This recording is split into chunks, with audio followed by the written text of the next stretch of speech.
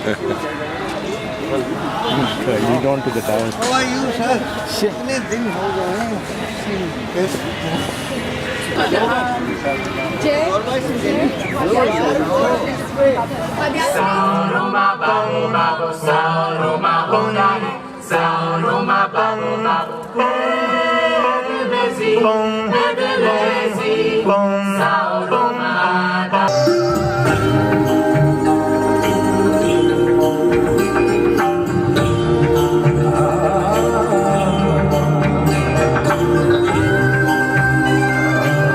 सोरागिनियों से सजा भारत अनोखा राग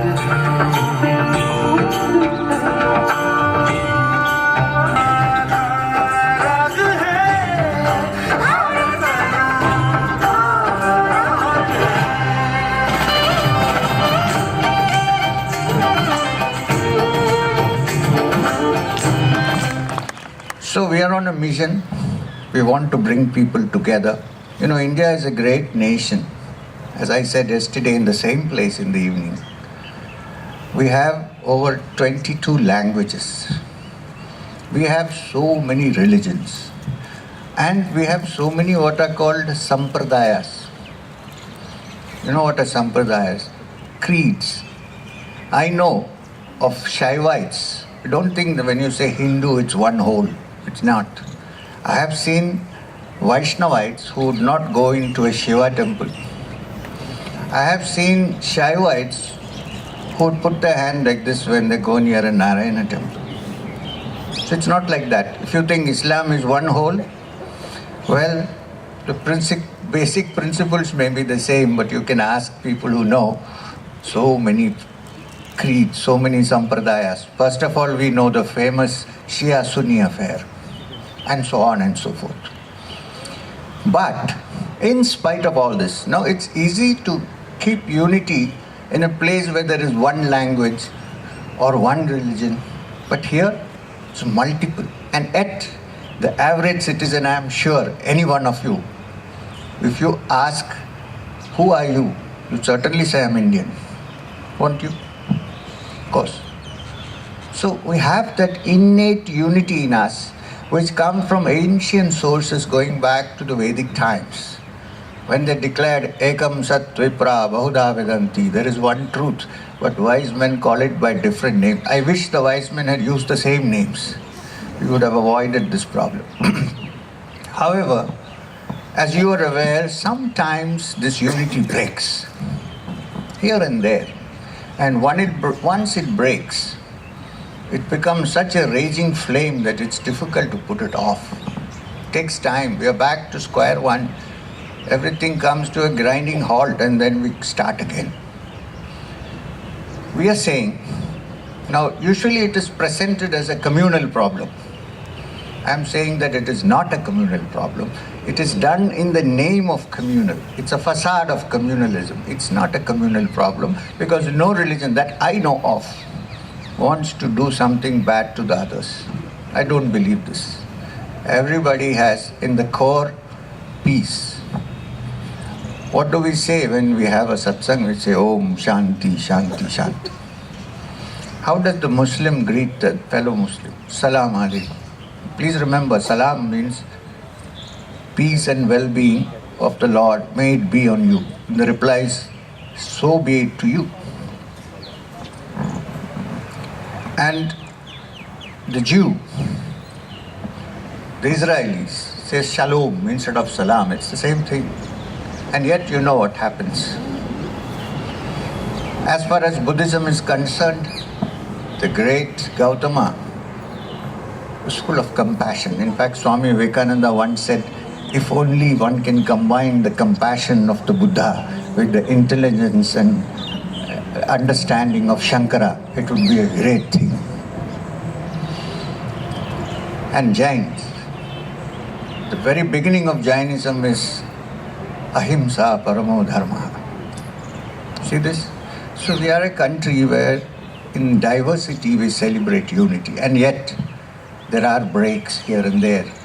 So the purpose of this walk is not so much as a cure This cure comes only after it happens. When you're sick, you go to a doctor. Sometimes you survive, sometimes you die.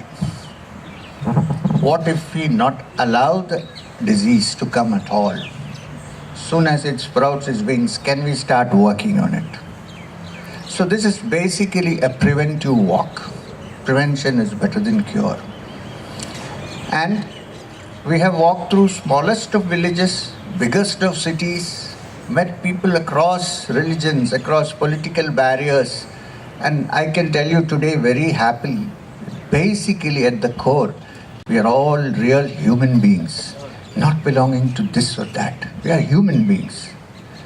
Now, this is the seed that we are trying to sow in people's understanding, that they keep this in mind. First, that we are human beings.